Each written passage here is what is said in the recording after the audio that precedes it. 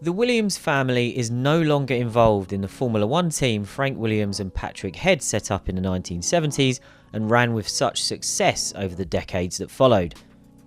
New owners came in during August 2020, and less than a month later it was confirmed that new management was being installed, with Frank and Claire Williams stepping down from their roles as team principal and deputy. While that is seen by many as a sad day for F1, Williams' achievements during those years under Frank's stewardship should always be celebrated. 114 race wins, 7 drivers' titles and 9 constructors' crowns were a phenomenal achievement. But it was when the team was at the height of its powers that it made one of its biggest mistakes. We outlined briefly in a previous video on this channel how losing Adrian Newey was one of Williams' key errors, but in a list of 10 things that led to the team's decline, we didn't really get a chance to explain that in full. Make sure you check out the rest of that list, and if you like what you've seen from the race and want to show your support, subscribe to the channel and hit the notifications bell to keep up with everything that we're doing. Now let's get on to how Williams lost Newey, which we can boil down to 3 strikes.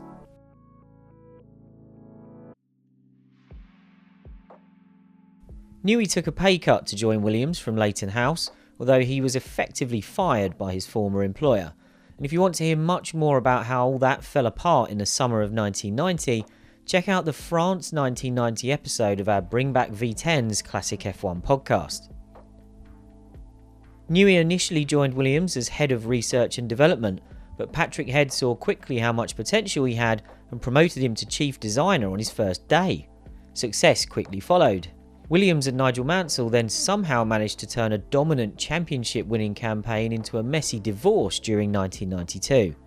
Under pressure, or perhaps that should be encouragement from French suppliers Renault and Elf, Williams was convinced to sign Alain Prost for 1993. Mansell wasn't happy about that, having not got on well with Prost at Ferrari in 1990, but he struck a deal with Williams for equal status with Prost for 93 and $1.5 million in compensation.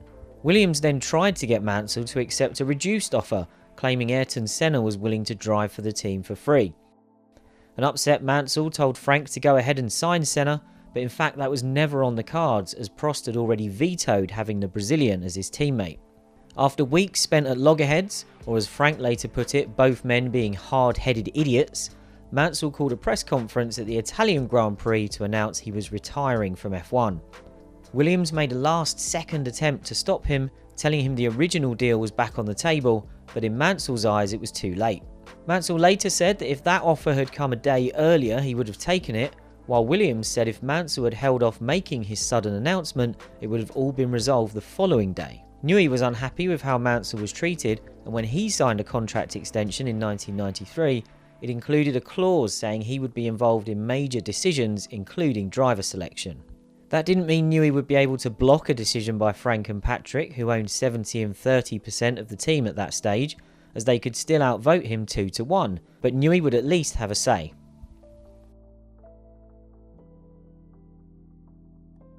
Newey's level of say in big decisions was set in stone with the next deal he signed in 1995.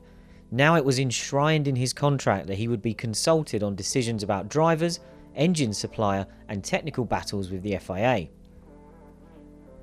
As Newey described in his excellent book called How to Build a Car, no more decisions made over lunch for me to learn about them much later.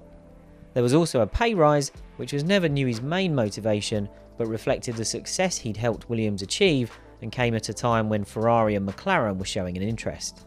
The new arrangement seemed to be working as it was supposed to. Newey was on holiday in the summer of 1995 when IndyCar star Jacques Villeneuve was given a test as a possible replacement for David Coulthard. The agreement between Newey, Williams and Head was that the Indy 500 winner needed to get within 1 second of the pace to earn another test. Villeneuve got within half a second of Damon Hill, and without another test or Newey being consulted, he was signed for 1996. Newey reminded Williams on his return that his contract made it very clear he was supposed to be involved in those decisions. He didn't take well to the initial response of "but you were on holiday," and Frank eventually apologised, saying it was a force of habit. Newey was assured it wouldn't happen again.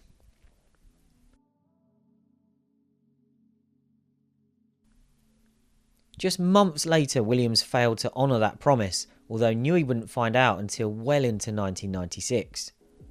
After Hill's troubled '95 season where he took a beating from Michael Schumacher, Williams took the decision over the winter to sign Heinz-Harald to replace him for 1997.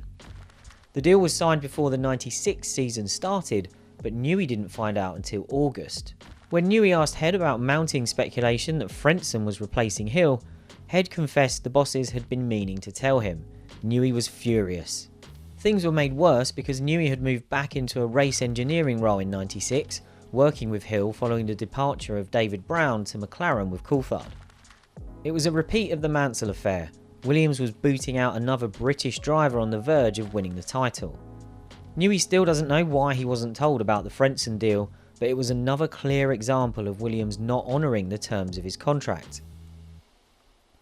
Newey told Williams he wanted to leave, and when he was reminded he was under contract until 1999, he said that agreement had already been broken by Williams for not consulting with him on these big driver decisions. By now, Newey felt it was clear he'd be a fool to believe any further promises of it won't happen again. He later described Williams and Head as creatures of habit who couldn't adapt to a new order, and that he understood there wasn't room for a third person at the table. Newey had an offer from McLaren, and Williams assumed his complaints about his contract not being honoured were just a ploy to get a pay rise. Frank Williams went above McLaren's offer without even telling Head. Newey declined the offer, and even as the battle appeared set to head into messy legal proceedings, Williams still thought it was just about the money.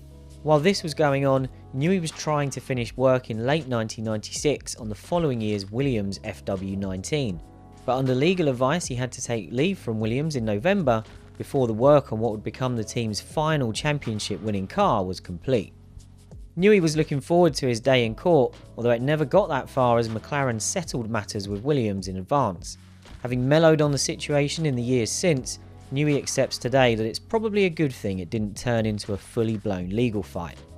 It's often been rumoured that what Newey really wanted out of Williams was a stake in the team. He has never spoken about that directly, although his comment about there being no room for a third person at the table could be interpreted along those lines. In 2012, Frank Williams said Newey wanted shares in the team, and he accepts it was a mistake not to hand over a small percentage to give Newey the feeling he was truly a part of Williams. After a period of gardening leave, Newey joined McLaren in August 1997 and immediately set to work designing the MP413 that would win the following year's championship with Mika Häkkinen. Another championship double followed in 1999, while Williams fell back with aging customer Renault engines and a lack of design direction following Newey's departure. Williams appeared to be back on the path to success with BMW in the early 2000s. It had the best engine on the grid, but team insiders have since admitted the cars it produced were not up to the task. Toppling Ferrari at that time wouldn't have been easy, but who knows what a Newey designed BMW-powered Williams could have achieved. And more importantly, how different would the 21st century have looked for Williams if it had given Newey what he wanted in the 90s? As we said at the start of this video, the end of the Frank Williams era should be a time to look back at the team's great achievements during that time. So as well as commenting on the Newey situation, let us know what your favourite memories, cars or drivers are from Williams' history. And if you like this video, give it a thumbs up and hit the subscribe button so we can see each other again next time.